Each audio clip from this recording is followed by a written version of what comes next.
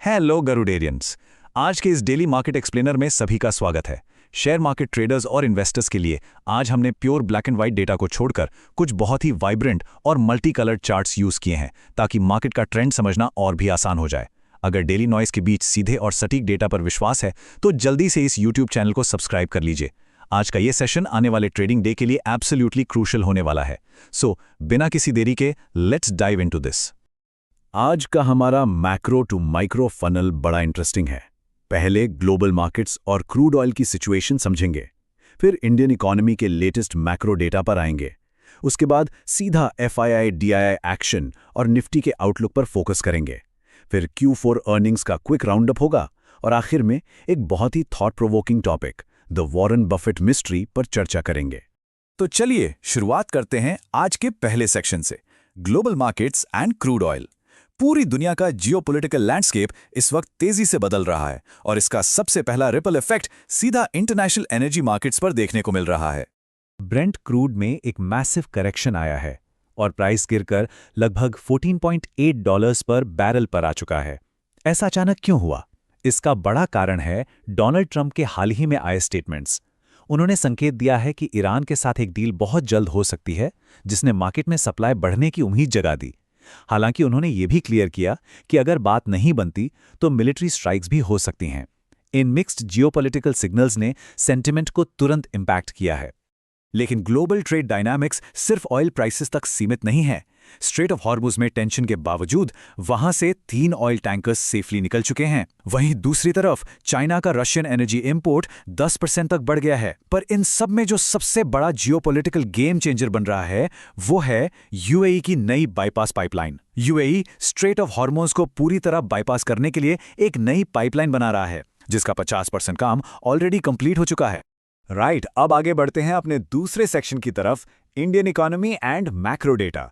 Let's see कि in global oil dynamics और geopolitics का सीधा असर हमारी अपनी इकोनॉमी पर क्या हो रहा है। एक बड़ा कंसर्न यहाँ ये है कि इंडियन रुपी US डॉलर के मुकाबले 96.86 के एक फ्रेश लाइफ टाइम लो पर हिट कर गया है और इस प्रेशर के पीछे 3 क्लियर रीजंस हैं।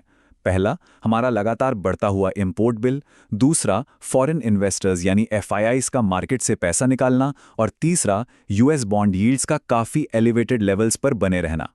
अप्रैल के कोर सेक्टर ग्रोथ नंबर्स भी आ गए हैं और इनमें एक बड़ा इंटरेस्टिंग डाइवर्जेंस दिख रहा है। एक तरफ सीमेंट प्रोडक्शन में 9.4% और इलेक्ट्रिसिटी में 4.1% की शानदार ग्रोथ हुई है, जो डेफिनेटली एक पॉजिटिव साइन है। लेकिन वहीं दूसरी तरफ कोल प्रोडक्शन में 8.7% की बड़ी गिरावट आई है। तो बेसिकली एक ही इकोनॉमी के अलग अलग सेक्टर्स इस वक्त बिल्कुल विपरीत दिशा में मूव कर रहे हैं। By the way, electricity sector में इस ग्रोथ का एक सबसे बड़ा प्रैक्टिकल रीजन है करंट भयंकर हीट वेव। इस गर्मी ने इंडिया की पीक पावर डिमांड को 265 गीगावाट्स के नए रिकॉर्ड पर पहुंचा दिया है। और इसके साथ ही एक मैक्रो अपडेट और है। यूनाइटेड नेशंस ने ग्लोबल अनसर्टेनिटीज और करंट इन्फ्लेशन को देखते हुए इंडिया के 2026 GDP ग्रोथ फोरकास्ट को थोड़ा सा ट्रिम करके 6.4% पर कर दिया है। मैक्रो पिक्चर के बाद let's zoom into the micro details. हमारा तीसरा सेक्शन है FII/DII and Nifty outlook. Institutional पैसा आखिर फ्लो कहाँ हो रहा है, ये हर ट्रेडर को जरूर जानना चाहिए।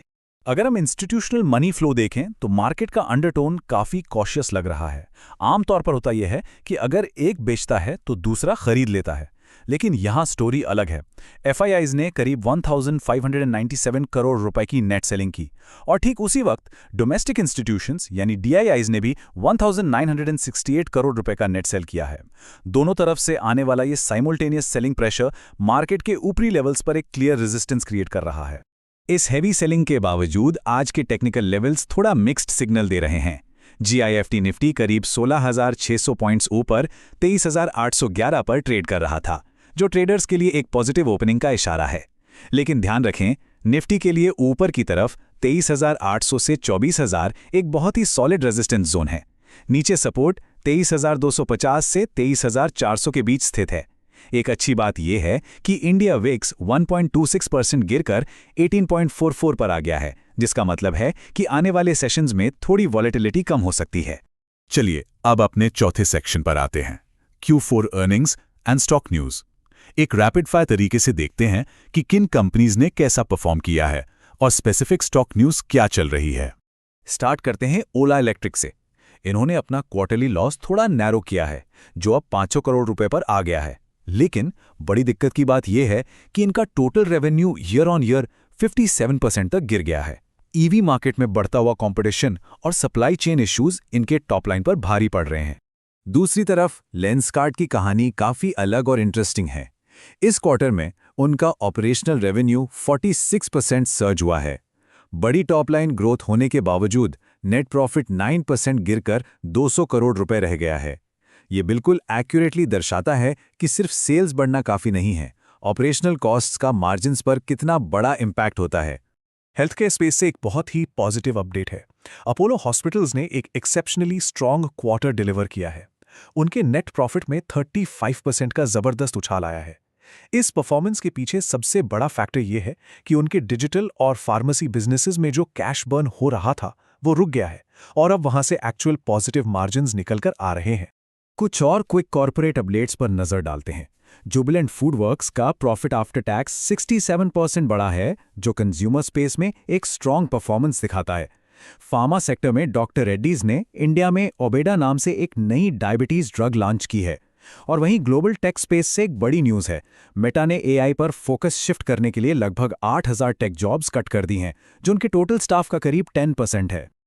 ओके, अब आते हैं आज के एक्सप्लेनर के आखिरी और सबसे थॉट प्रोवोकिंग सेक्शन पर, द वॉरेन बफेट मिस्ट्री। ये एक ऐसा ट्रेंड है जिसे देखकर बड़े बड़े निवेशक सोच में पड़े हुए हैं।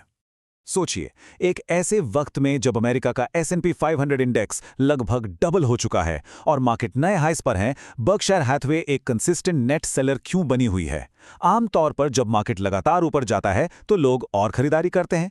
तो आखिर दुनिया के सबसे सक्सेसफुल इन्वेस्टर अपना पैसा स्टॉक से निकाल क्यों रहे हैं?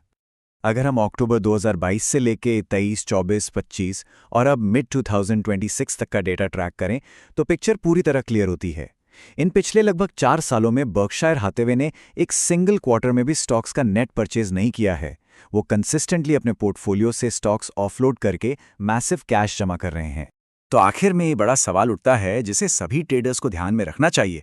क्या दी ओरेकल ऑफ ओमाहा को कोई ऐसी मैक्रो वीकनेस दिख गई है जो बाकी पूरा मार्केट मिस कर रहा है, या फिर उन्होंने इस पूरी टेक और एआई रैली की बस ही मिस कर दी? जो भी हो, ये पैटर्न क्लियर बताता है कि सबसे अनुभवी निवेशक हमेशा भीड़ को ब्लाइंडली फॉलो नहीं करते। इस पर्सपेक्टिव को आज की ट्रेडिंग में जरूर जगह दीजिए। आज के इस एक्सप्लेनर में बस इतना ही। मार्केट में सेफली ट्रेड करें। धर्मो रक्षते रक्षितः।